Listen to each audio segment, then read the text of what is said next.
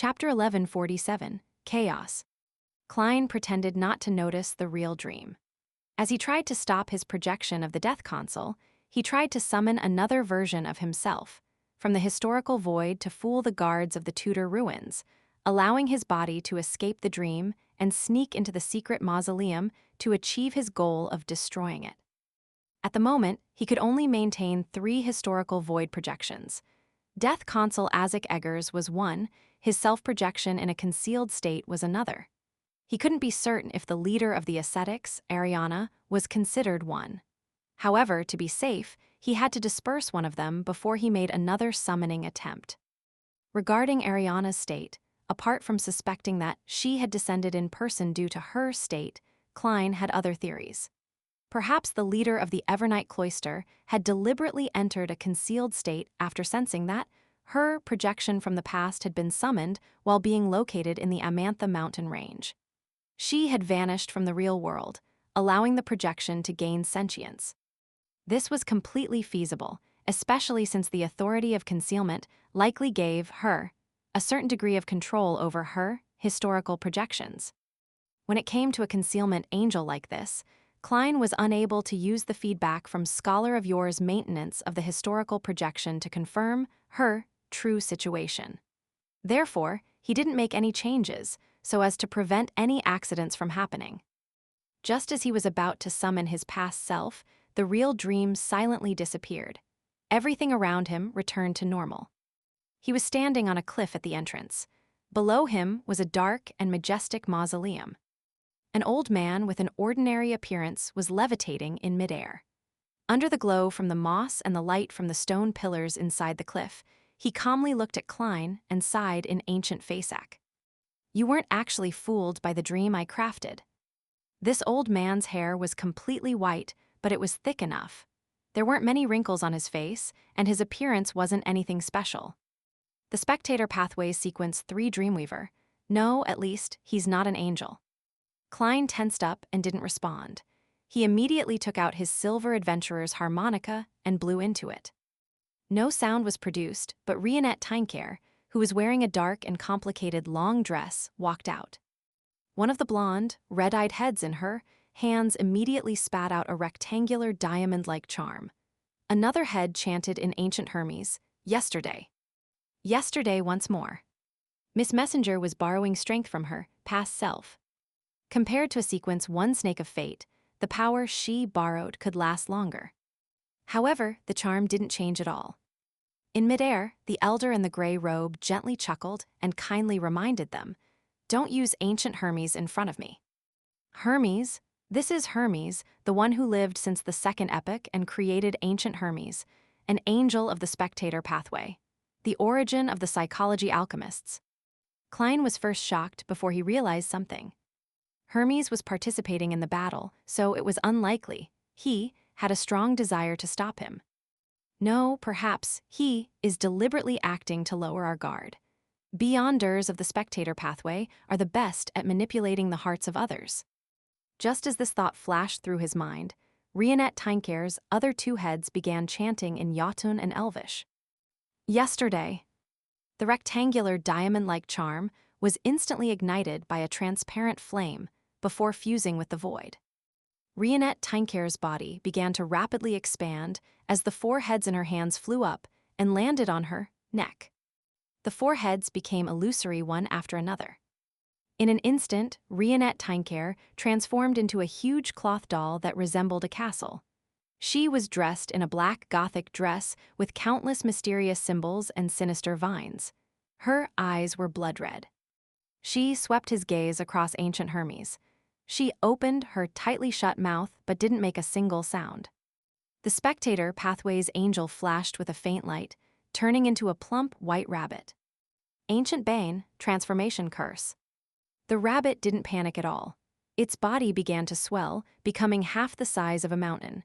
One stomp was sufficient to trample him to death. To an angel of the Spectator Pathway, merely believing in their strength allowed them to be powerful enough without being at a disadvantage due to their appearance. As the rabbit turned into a monster, a subtle change happened in the ruins. Reality and illusion intertwined, making Rionette Tinker a little confused as to whether she was in a dream or in the real world.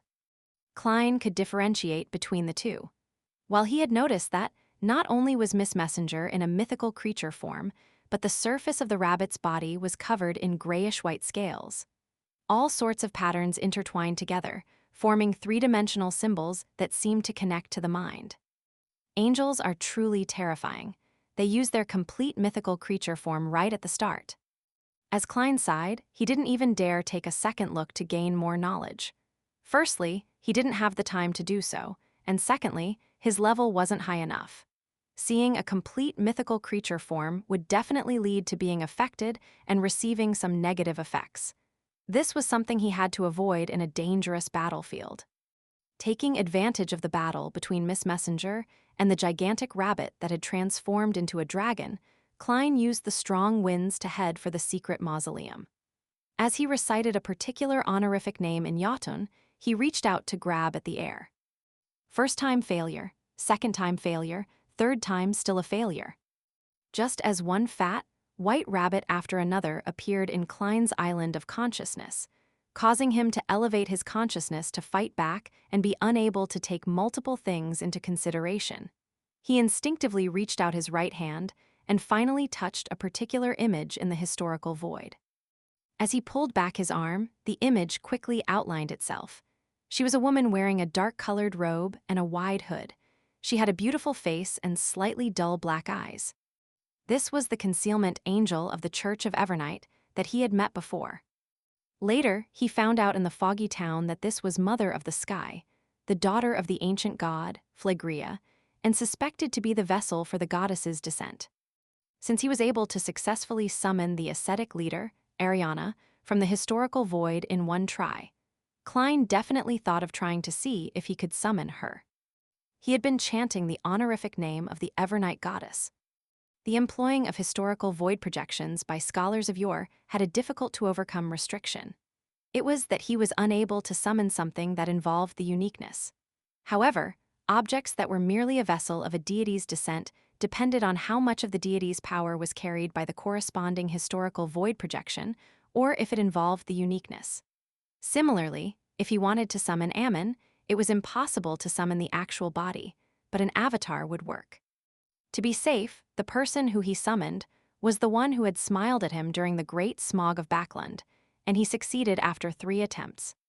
Of course, if it wasn't for the goddess's tacit approval, or perhaps providing some level of help, he might not have succeeded given 100 attempts, 1,000 attempts, or even 10,000 attempts. The beautiful lady didn't look at him, the summoner. Instead, she turned her head and looked down at the secret mausoleum.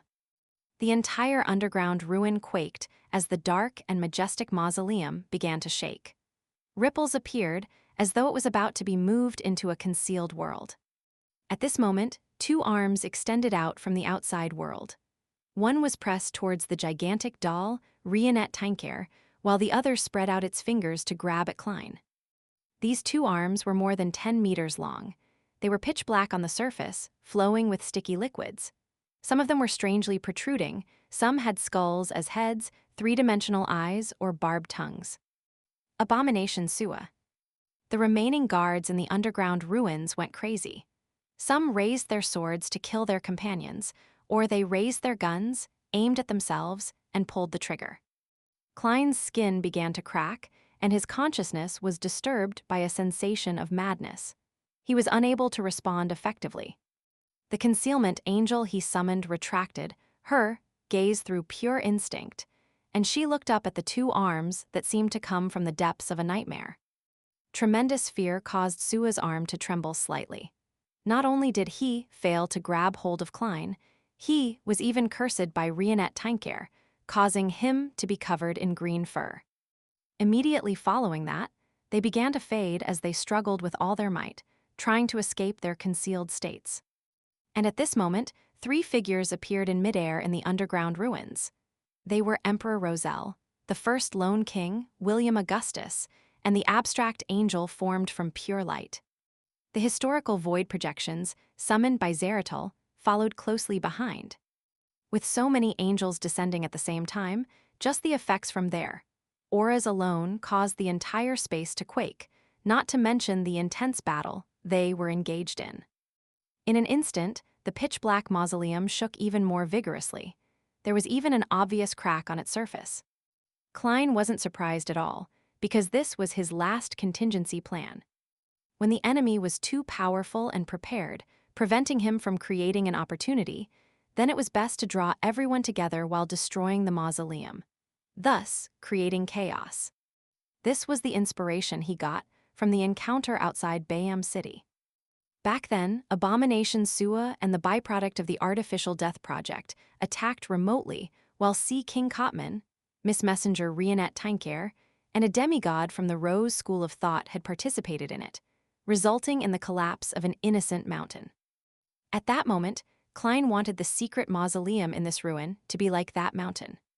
He didn't believe that angels could control the damage to their surroundings when in an intense battle. And the lineup this time far exceeded the previous one. It's still not enough, then let's make it a little more chaotic.